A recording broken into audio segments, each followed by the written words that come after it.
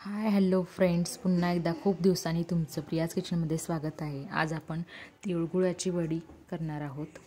तर तिळगुळ आणि शेंगाची वडी करणार आहोत. तर इथे आपण हे तिळगुळ एक वाटी मी छान असे भाजून घेत आहे. आता कढईमध्ये 1 चमचाभर तूप घातलेलं आहे आणि याच्यामध्ये मी अर्धा वाटी किसलेला गूळ घालणार आहे. तर छान असे हे तूप आपल्याला वितळू द्यायचं आहे आणि त्यानंतर आपण हा गूळ आता यामध्ये घालून घेणार आहोत. तर छान असं गूळ आपण घालतो आहे ह्याच्यामध्ये आणि आपण हलवून घेणार आहोत.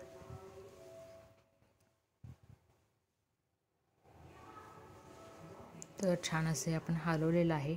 तर याच्यामध्ये आपण थोडंसं पाणी घालणार आहोत, 1 चमचा. त्यामुळे पाक लवकर होईल आणि चिटकणार पण नाही.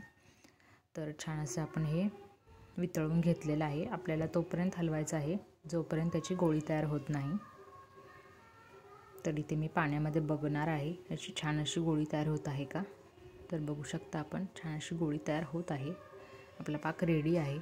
अजून 1-2 मिनटं आपण छान असं परतवून घेऊन यामध्ये आपण तीळ आणि शेंगा घालून घेणार आहोत. मी ते काळा गूळ वापरला आहे. तर इथे मी हे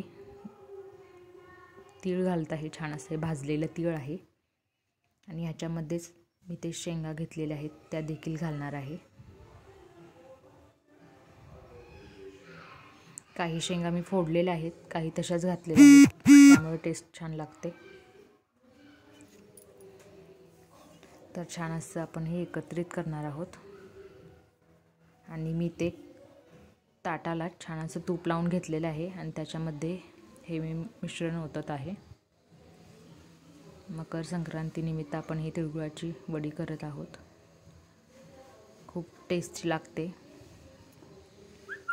घरी कोणी आले असल्यास आपण ही तिळगुळ देऊ शकतो किंवा हळदी कुंकाच्या वेळेस देखील आपण हे तिळगुळ देऊन सण साजरा करू शकतो.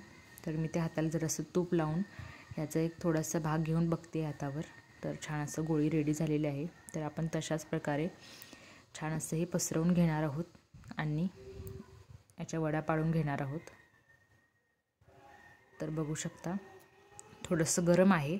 आपण थोडंसं थंड झाल्यानंतर ह्याच्या वड्या पाडून घेणार आहोत. तर बघू शकता छान अशा आपल्या वड्या रेडी झालेल्या आहेत. तर तुम्ही देखील घरी नक्की ट्राय करून बघा. प्रियाज किचनमध्ये पुन्हा भेटूया. तोपर्यंत तुम्हाला सर्वांना मकर संक्रांतीच्या खूप खूप खूप शुभेच्छा. धन्यवाद.